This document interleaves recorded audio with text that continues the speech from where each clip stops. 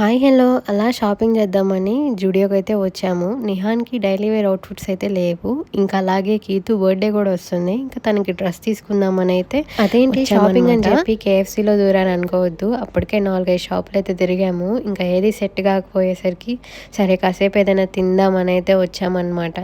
ఇంకా కాంబో అయితే ఆర్డర్ పెట్టుకున్నాము. వెన్స్‌డే రోజు వెళ్తే మంచి ఆఫర్స్ అయ్యి ఉంటాయి కేఎఫ్‌సీలో అంటారు కానీ నాకేంటో ఆ రోజు మిగిలిపోయినయన్నీ పెడతారని ఏదో బుక్‌లోనో ఏదో ఆర్టికల్‌లోనో చూశాను.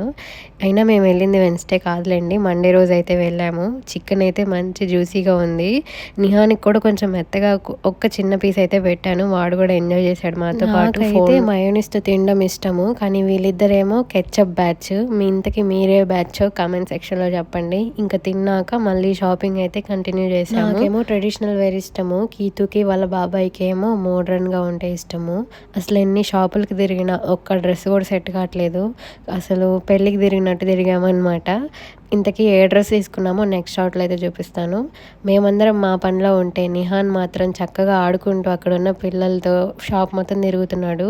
వీడియో నచ్చితే ఒక లైక్ చేయండి. కొత్తగా చూస్తుంటే ప్లీజ్ సబ్స్క్రైబ్.